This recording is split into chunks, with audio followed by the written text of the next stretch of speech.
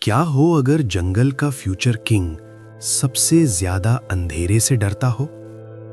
اور ایک رات گہرے اندھیرے میں دو چمکتی ہوئی آنکھیں اسے گھور رہی تھیں، بالکل چپ چاپ۔ یہ کہانی ہے ایک چھوٹے سے شیر کی جو ڈرا بھی لیکن پھر ہمت کر کے کھڑا بھی ہوا، کیونکہ اصلی ہمت ڈر کے باوجود آگے بڑھنے کا نام ہوتی ہے۔ گھنے اور پرانے جنگل کے بیچ ایک چھوٹا سا شیر رہتا تھا جس کا نام تھا شیرو۔ دن کے وقت سب اس کی تعریف کرتے، اسے پیار سے کہتے یہ ہے ہمارا فیوچر کنگ۔ لیکن جیسے ہی رات ہوتی، جنگل پر اندھیرا چھا جاتا، شیرو بالکل چپ ہو جاتا۔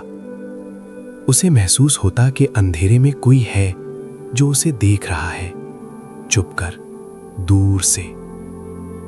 کبھی پیڑوں کے پیچھے سے ہلکی سی کھڑبڑاہٹ آتی، جیسے کوئی ہل رہا ہو۔ کبھی ہوا کے ساتھ عجیب سی پھسپھساہٹ سنائی دیتی، جیسے کوئی کچھ کہہ رہا ہو۔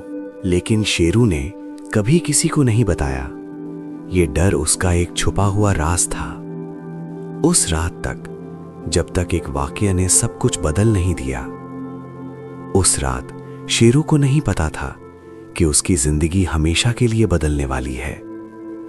اچانک تیز ہوا چلنے لگی، پیڑ زور زور سے ہلنے لگے، پھر ایک دم سب کچھ خاموش ہو گیا۔ اتنا سناٹا کہ سانس کی آواز بھی سنائی دے۔ تبھی دور اندھیرے سے ایک ہلکی سی آواز آئی، ہیلپ۔ یہ آواز جنگل کے سب سے اندھیرے حصے سے آ رہی تھی، جہاں کوئی جانا نہیں چاہتا تھا۔ اور پھر وہی دو چمکتی آنکھیں پھر سے نظر آئیں، اس بار اور بھی قریب۔ سب جانور ڈر کے مارے پیچھے ہٹ گئے، کوئی آگے بڑھنے کو تیار نہیں تھا۔ بزرگ ہاتھی نے گہری آواز میں کہا، شیرو، تمہیں جانا ہوگا۔ شیرو کا گلا سوکھ گیا، اس کا دل تیز دھڑک رہا تھا۔ کیا وہ واقعی ریڈی تھا؟ اس نے دھیرے سے ایک قدم آگے بڑھایا، پھر دوسرا، اندھیرے کی طرف۔ ہر قدم پر سوکھے پتوں کی آواز جنگل میں گونج رہی تھی۔ اسے لگ رہا تھا جیسے کوئی اس کے پیچھے بھی چل رہا ہو۔ پھر اچانک ایک جھاڑی زور سے ہلی، وہ چمکتی آنکھیں پھر نظر آئیں، اب بالکل قریب۔ شیرو کا دل زور سے دھڑکا۔ شیرو نے اپنی پوری طاقت جمع کی اور اپنے ڈر کے خلاف زور سے دہاڑا، روار۔ لیکن کوئی جواب نہیں آیا، صرف گہرا سناٹا۔ تب شیرو نے آنکھیں بند کی، گہری سانس لی اور پھر ایک اور قدم آگے بڑھایا۔ اندھیرا جیسے اسے روکنا چاہ رہا تھا، لیکن شیرو رکا نہیں۔ وہ دھیرے دھیرے جھاڑی کے پاس پہنچا، کانپتے ہوئے پنجہ بڑھایا۔ اس نے ہمت کر کے جھاڑی کو ہٹایا اور اس کی آنکھیں حیرت سے پھیل گئیں۔ وہاں ایک چھوٹا سا ہرن پھنسا ہوا تھا، کانٹوں میں الجھا ہوا، ڈرا ہوا۔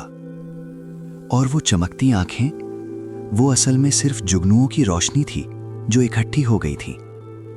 شیرو میں گہری سانس لی اور سمجھا کہ اس کا ڈر اصل میں صرف اس کی امیجنیشن تھا۔ اس نے بہت احتیاط سے ہرن کو کانٹوں سے آزاد کیا۔ ہرن کھڑا ہوا اور اس نے شکریہ بھری نظر سے شیرو کو دیکھا۔ دونوں دھیرے دھیرے جنگل کی طرف واپس چلنے لگے، ساتھ ساتھ۔ اس رات شیرو نے صرف ایک جان نہیں بچائی، بلکہ اپنے سب سے بڑے ڈر کو بھی ہرا دیا۔